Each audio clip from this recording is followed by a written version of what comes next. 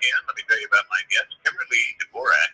She is the award-winning National Security and Border Security Investigative Reporter for TV, radio, and the print media. Many awards. Committee for Responsible Foreign Policy.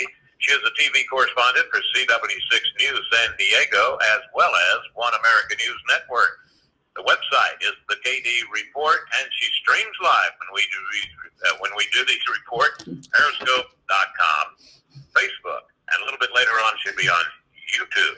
Hello, Kimberly. How are you? How are you doing out there in California? It looks like you've got cruise ships headed your way. We have cruise ships going and coming, and well, you know, it's very interesting. I was just talking to somebody the other day, and I said, it's amazing how you're watching the news on TV, and there's certain people you just don't like the way they report it. And they're going, yeah, they're going to be on that cruise ship forever. And I'm thinking, wait a minute, everybody's going to get to go home. Yeah. But they get to stay there and watch movies on top of the deck, you know, and $300, I think, is about the average price they get if they're, you know, held up. Yeah. It's pretty scary how all of this kind of is slowly starting to come about. You know, you're looking at the virus spreading across, you know, most countries now. So, you know, and we can take a look at Italy, for example. I think you look at countries that don't have really good hygiene as well.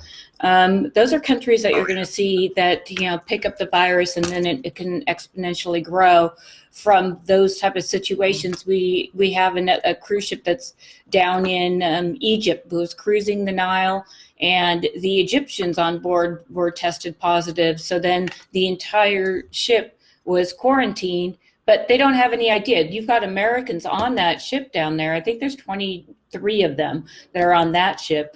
And they actually are calling the U.S. Embassy saying, can you please come rescue us? We're out here with primarily Egyptians, and we're afraid, and we'd like to, you know, come ashore somewhere, or can you get us home?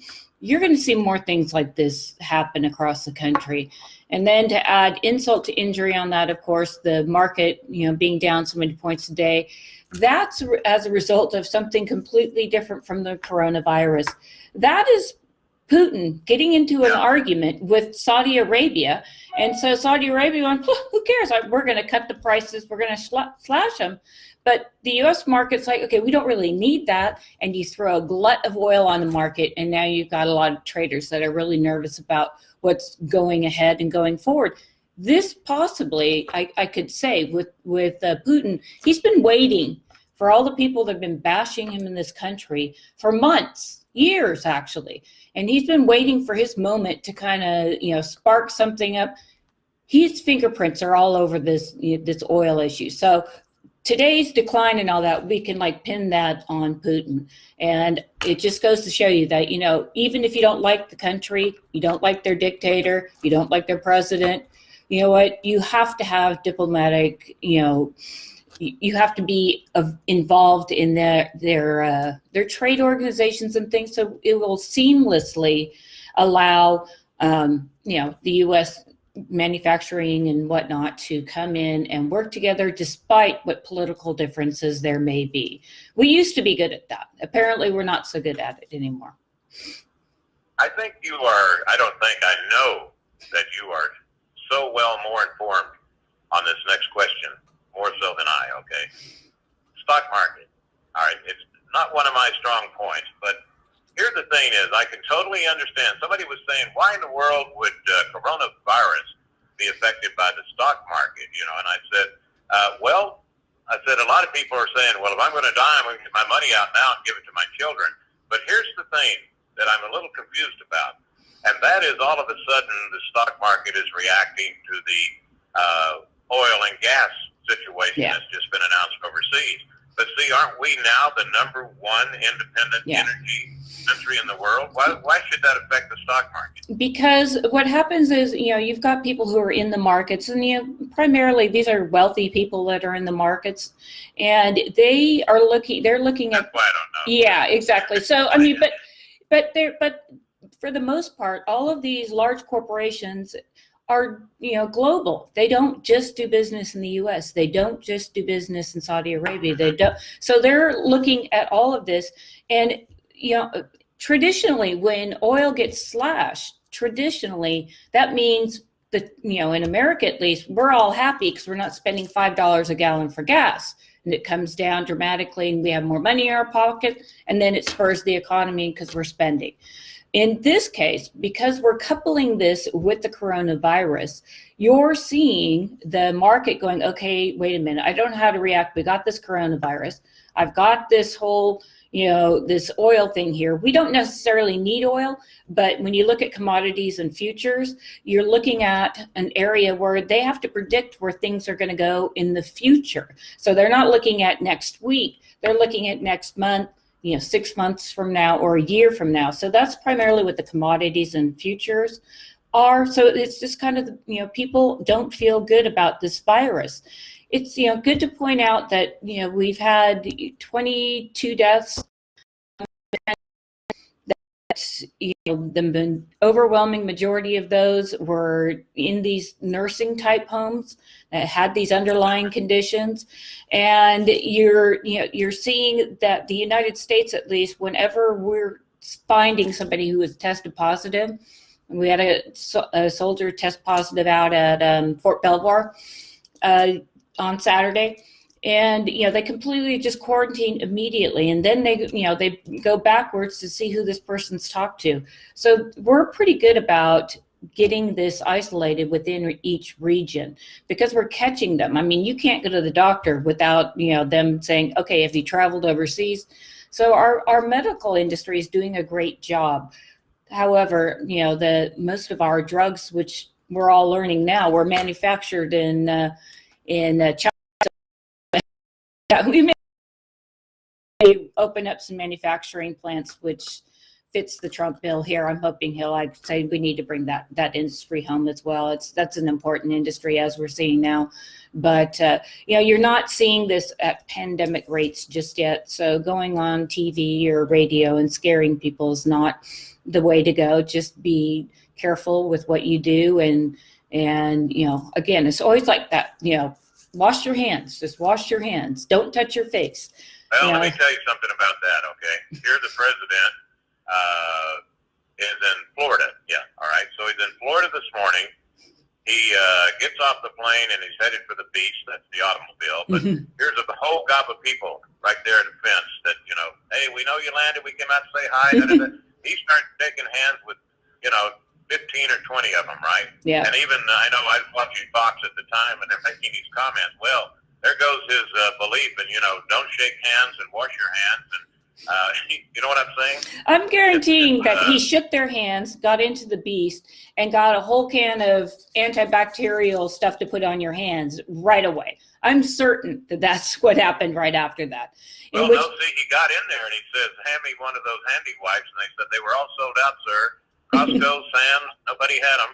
No, I'm sure they got them. You know what I mean? Yeah. But, but I'm sure the mainstream media is going to make a big deal out of that. Yeah. Well, him shaking hands. Well, I mean, it's just, I mean, and like I said, I mean, we're dealing with real people. We're dealing with, middle-class people that are concerned that their kids' school is going to get closed down. And those are legitimate fears.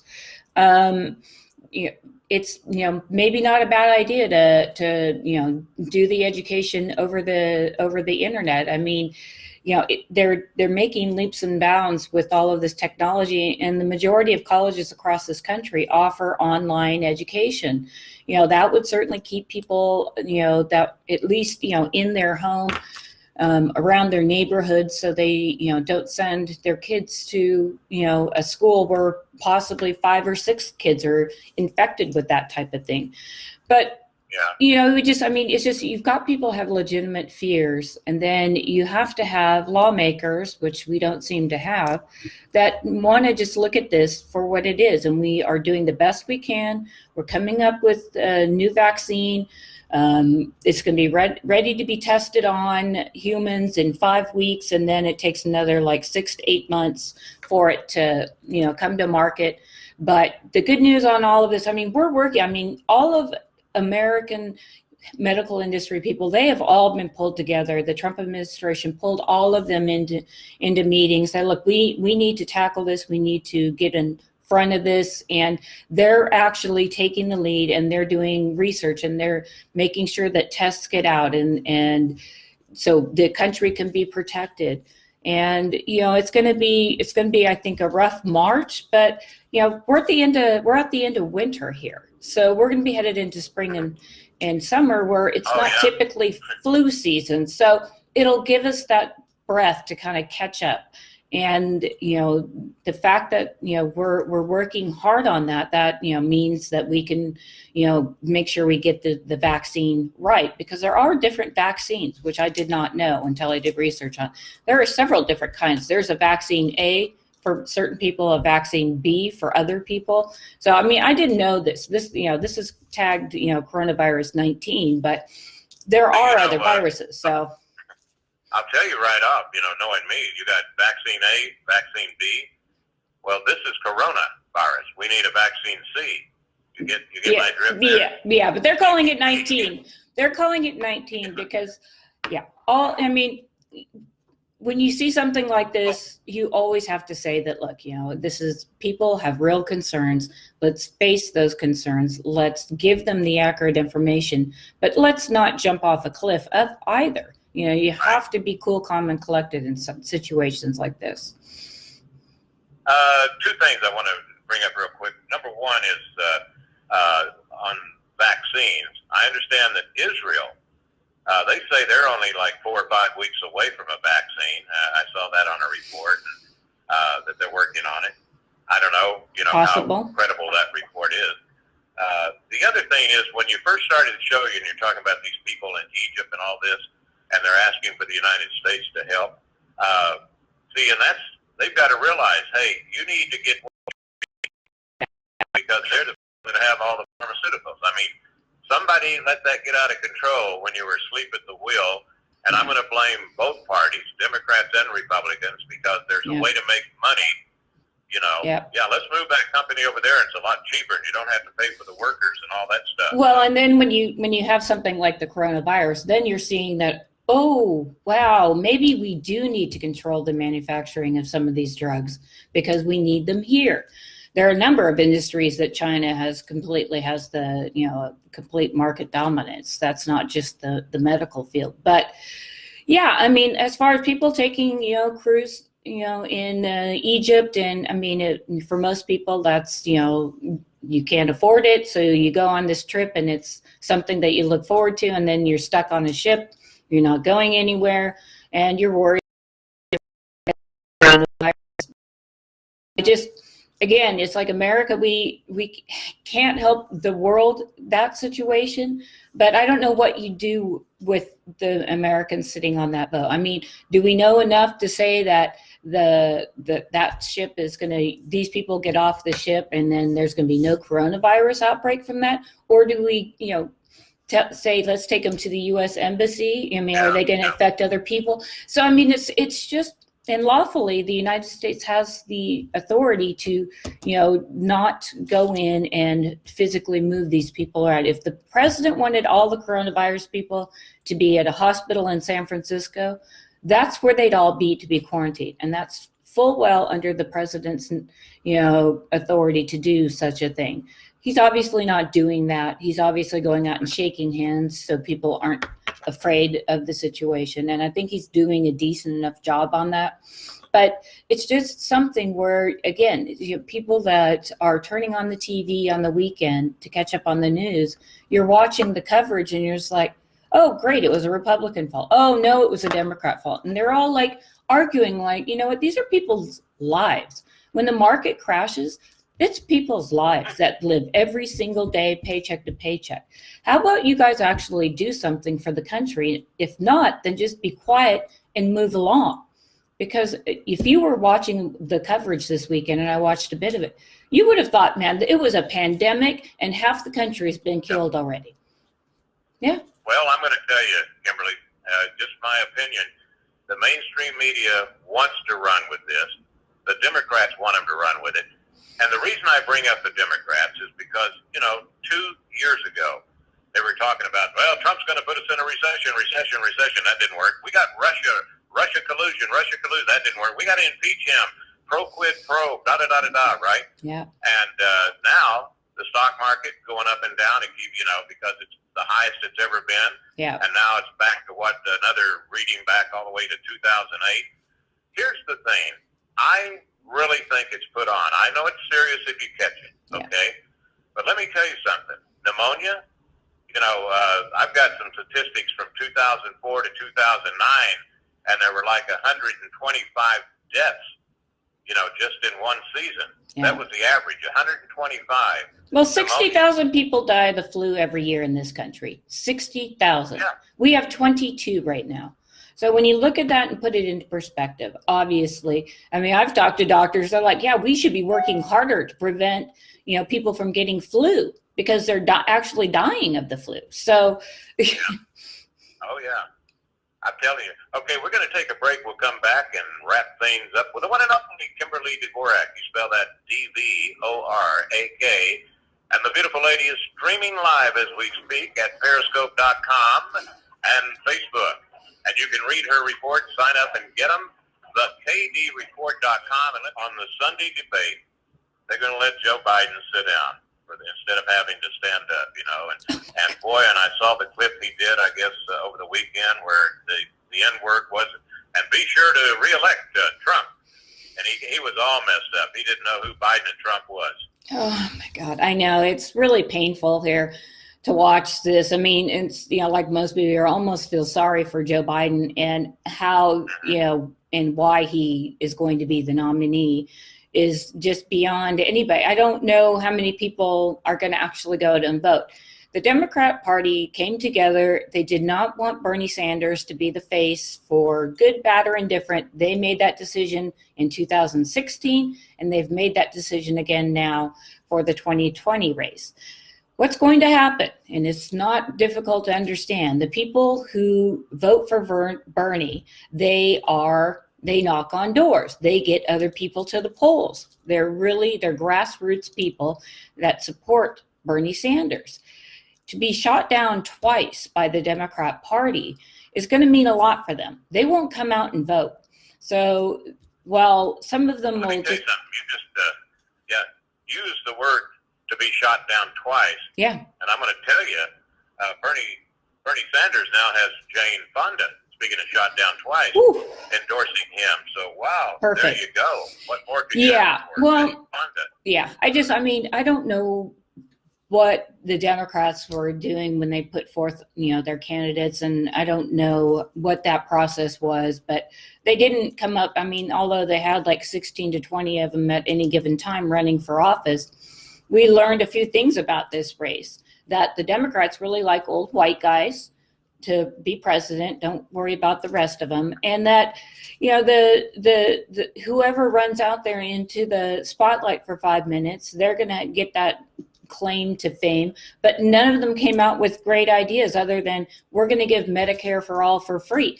College will be free. Oh, you have $50,000 in debt for college? Free. We're going to wipe that out. Well, who's paying for that? Hey, well, let me ask you this. Couldn't Republicans say, well, you said the Democrats like those old white guys, okay. Is it a fact that the Republicans like that old orange guy? Yeah, well, I think the people that like that old orange guy are going to vote for the old orange guy. And you're watching, Joe Biden he has a rally. His biggest rally to date, 700 people showed up. So I bet there were probably that many people at the airport with President Trump just getting off the plane. So they are going to have the enthusiasm. And you put Trump and Biden on a debate stage, what do you think is going to happen? He's going to completely melt down unless this is what they're doing on purpose to get Hillary back in the race. Maybe they get to September and they're like, oh my gosh. Suspicions on that one. So Hillary became vice president. I keep saying, that a lot of people die around just for some reason. And she might be the first female president in the United States. There you go. Kimberly Dvorak, thank you. Look forward to our next